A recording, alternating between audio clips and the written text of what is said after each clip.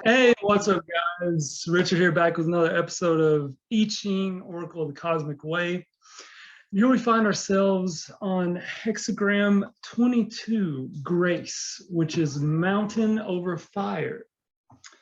The judgment. Grace shows success. It is not favorable to create form for its own sake.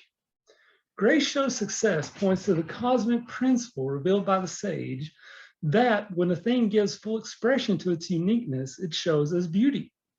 This hexagram also defines the meaning of success used throughout the I Ching, that a thing's uniqueness has come successfully to expression. In this sense, it also means the fulfillment of its destiny while in a form. The hexagram P has traditionally, or pi, I'm not sure how you pronounce it exactly, has traditionally been translated as ornament and to adorn, and specifically to seeing the multitudinous designs in nature as ornamentation. The sage informed us, however, that the designs we see in nature are the ways in which the consciousness of each individual thing expresses its uniqueness. To see these designs as mere ornaments is to belittle the intrinsic worth and dignity of the things to which they give expression. The word grace expresses either grace as mere ornament or as beauty coming from within. Emphasis upon grace as ornament focuses on brilliance of form, etiquette, brilliance of design, complexity, brilliance of thought, emphasis upon style, and form as something of value apart from the content that the form expresses. This hexagram makes us aware that form is not meant to be separated from the function it serves, for it is only through fulfilling its function that its beautiful expression can be achieved. This can be understood, for example, in the sexual act and the love it is meant to express. The function of sexuality, apart from procreation, is to renew the life force, the chi energy within the partners through love. When sexuality is practiced apart from love, it cannot serve that function, and it degrades the people who do it. The same is true for rituals as forms meant to create a communication with the cosmos or with the consciousness of nature. Such practices are based on the belief that a form in and of itself can create the communication, and on the belief that some special behavior or device is needed. The sage makes us aware that such rituals treat the cosmos or nature as magical or mystical, and thus overlook its friendly and accessible nature. The complexity and intricacy associated with the ritual is often mistaken for grace, whereas grace is really to be found in simplicity. Wow, that paragraph right there. So actually, in fact, all these rituals and various stuff spoken about in all these esoteric doctrines is all fluff. It doesn't really do anything. In fact, it harms. It can make it harder to actually connect with the cosmos. Because it's not a secret. It's not a secret about how people are meant to communicate with the cosmos, and that's through like listening to the inner truth and stuff like that, and following their true nature. But, so I absolutely love this line about rituals here. Because why would the cosmos or nature set things up to where you had to, learn all these complicated rituals in order to communicate with it? That's not how things are. A similar mistake is made when art is not inspired by the helpers of creativity. Such art comes merely from the mind and lacks grace in its cosmic sense. This is also true for the person who devotes himself to creating form for its own sake, without regard for its function. Another abuse of grace occurs when the collective ego uses beautiful form to make its untruths attractive to the eye or ear through the use of art, as when it clothes its untruths in poetry, fiction, or seductive advertising. My God, don't we have enough advertising? My God. Each individual comes with unique gifts that demand expression during his life. All by themselves, these gifts cannot create art. Art occurs when the gifts attract the helpers of creativity, their natural complements, which bring the gifts to expression. This hexagram also wants to draw our attention to the fact that the cosmos operates only through the force of attraction. Grace is the element in attraction that draws everything to find its natural complement, as in the love relationship. So that's interesting. So that's pretty much saying that, looks really do matter in a way, because outwardly what you look like, what your nature is expressing is, in fact, a reflection of what's inside of your own consciousness. And grace is that element, you know, more or less how you look. And if you show beauty, if your outside looks beautiful, you know, truly beautiful, I'm not talking about makeup and all that nonsense, you know, then your consciousness inside, you know, reflects that as well. And that's what attracts people. They, you know, because you can discern how someone is on the inside by what they look like. That's what it's saying. This is also true for the transformation that occurs when a person is ready to cross over from his life in a form to his life as non-form at death. This crossing occurs through attraction when a person is inwardly ready to make this step. Then he is drawn across by the cosmic consciousness. This transformation is not to be confounded with the ego's decision to give up on life because it has not got what it wants or because it is dissatisfied with life, a decision that also leads to death. Grace is a person's natural state of harmony and unity with the cosmos. The collective ego, however, has introduced the idea that neither harmony nor order exist in nature, and that it is the human task to impose order upon it. Such a view clearly reverses cause and effect because all the disorder and disharmony are created by the collective ego's slanderous views of nature and by its projecting its pretentious and hierarchical order onto the cosmos. When the abstract idea prevails that heaven rules earth, chaos is initiated.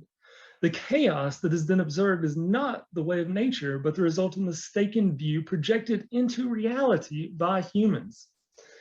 Wow, let's read that line again, will you? Hierarchy does not exist in nature, in the cosmos. It only exists in the minds of men. When humans then attempt to eliminate the chaos observed, they only create more chaos. This is evident in the attempt to engineer harmony through societal conditioning, engineer health, engineer a better nature through genetic manipulation, and to even engineer weather. Treating, yeah, we've been hearing a lot about that, haven't we? Treating the consciousness of nature mechanically also creates a fate for the person who participates in it. All such attempts at engineering are in reality efforts to fight the fates humans have created through the projections they have placed on nature.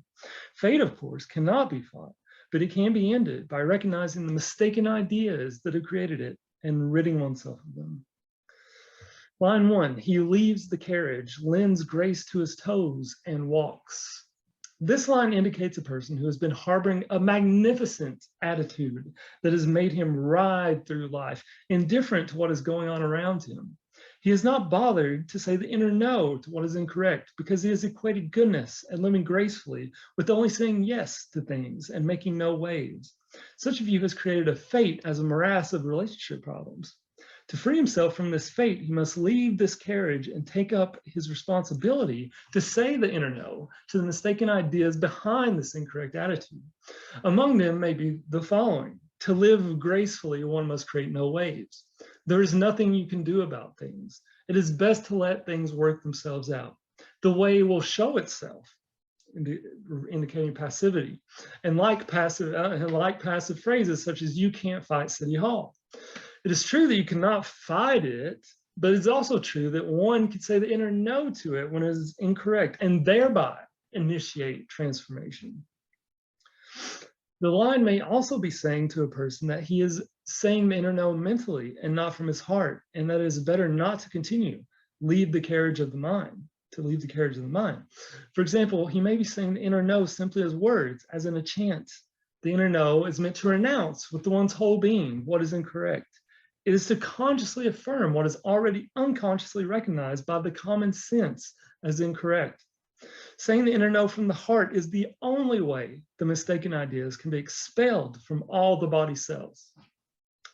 This line can refer to a person's indulging in fantasies of self-importance, as in thinking that his job in life is to exercise control over nature, including his own nature. This idea is based on the primary fantasy promoted by the collective ego that humans are at the center of their universe and their task is to control nature. We've been seeing this idea come back again and again and again, this idea this false idea, this harmful idea that humans are at the center of the universe. Also implied is the idea that his mind, his intellect, needs to control his body, its drives, desires, and weaknesses. The drives he's experiencing are the result of the poison arrow put on his animal nature by seeing it as the source of evil in himself. These three views have demonized his animal nature, perverting it. To bring himself back into harmony with his animal nature, he needs to rid himself of these poison arrows. This line can also refer to a fear of the unknown that has resulted from a person's separation from his inner truth, by which he would know that there is no such thing as a threatening unknown. This term has been invented by the collective ego to impute that the invisible cosmic consciousness is hostile, frightening, or inaccessible. The idea is reinforced by giving credibility only to what can be seen by the outer eyes. When we are open to the cosmic consciousness, we experience it as a friendly and loving feeling consciousness. It is unknown only when our intellect has been separated from our feeling consciousness and then imagines what the cosmos is like on this basis. To become free of the fear of the unknown requires removing the two poison arrows that block access to our inner truth. One, the idea that we can only believe what we see, and two, that our feelings are not reliable. Line 2, he lends grace to the beard on his chin.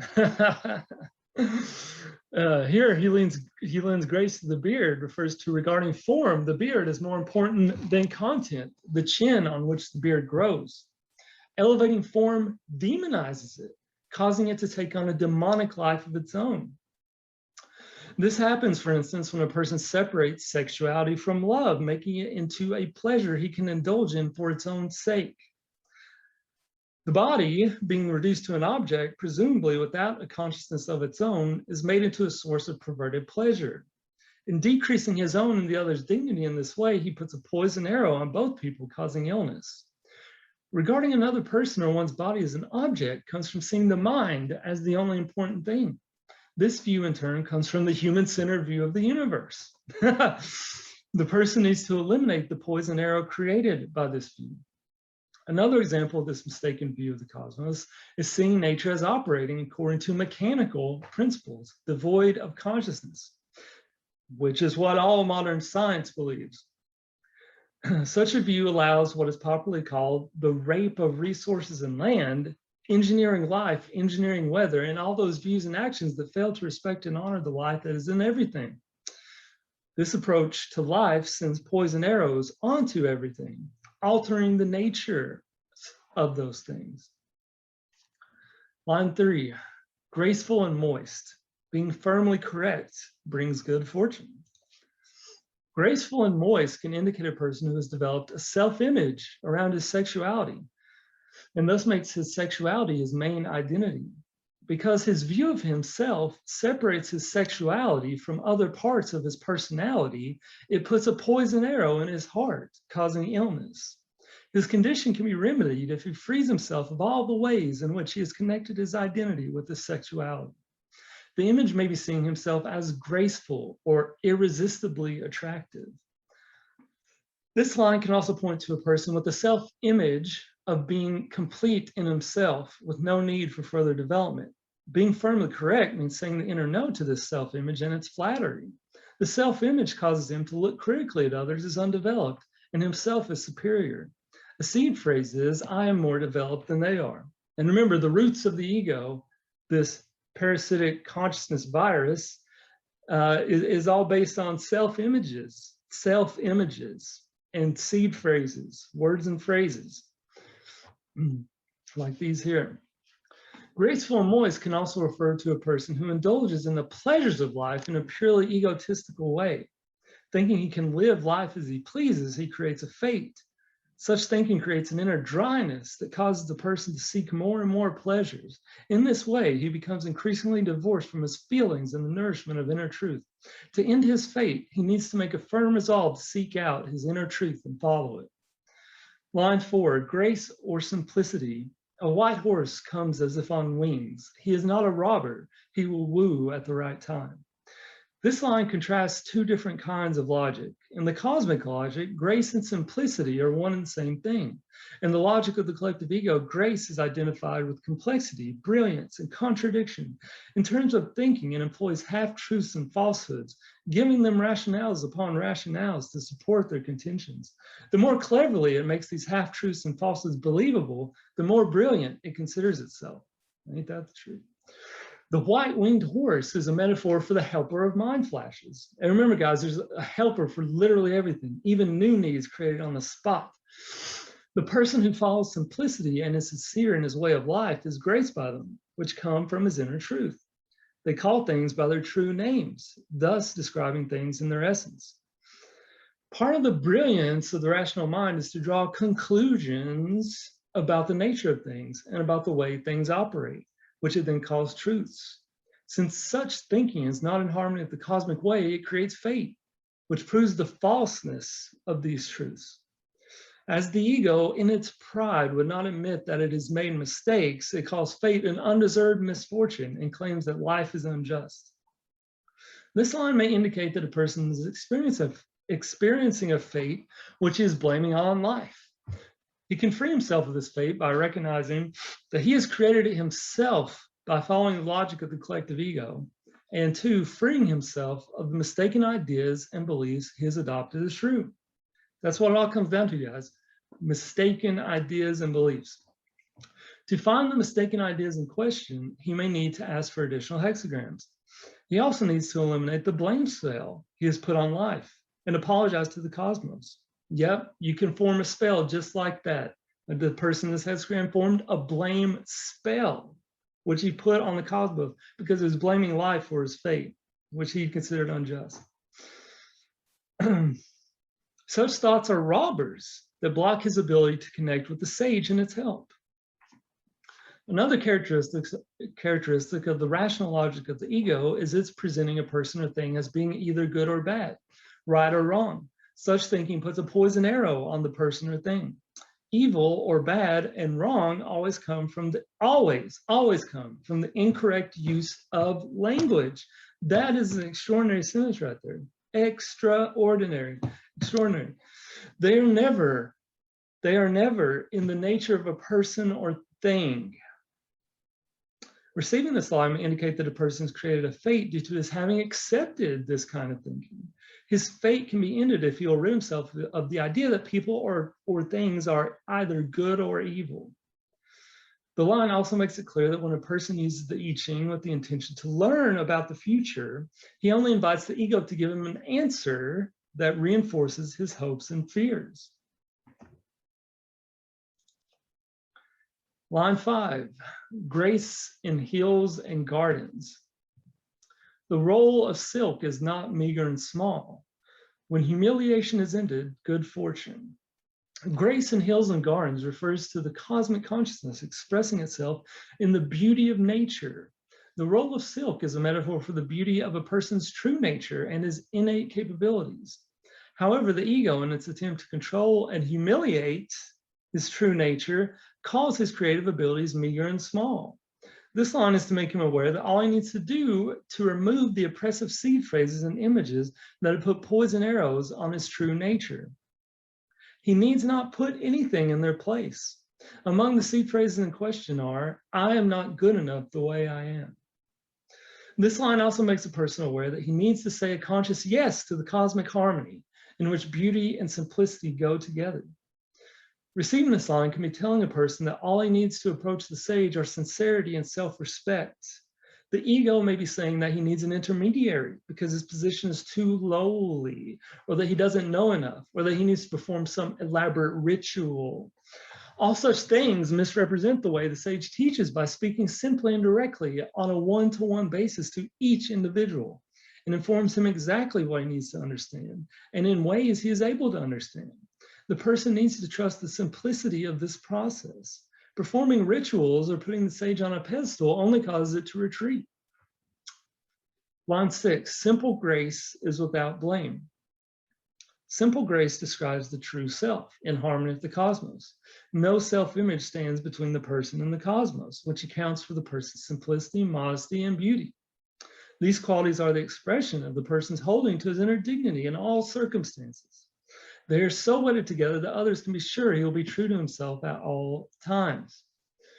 Simple grace, like modesty, is not attainable through developing character or virtue. It is the result of divesting oneself of self-images which cover up the true self. Receiving this line is to clarify the true meaning of grace and beauty. When all images of self have been discarded, the person's uniqueness is revealed, his destiny fulfilled. This line can also draw a person's attention to his seeing himself as having attained a state of simple grace or modesty, therefore thinking he is without blame. Fostering any self-images disgraces the true self, creating blame. All right, guys, I hope you enjoyed that one. Please don't forget to like and subscribe. It really helps out. I'm sure you've heard that in enough YouTube videos by now, but many more of these to come. So yeah, exciting. I'll see you guys in the next one.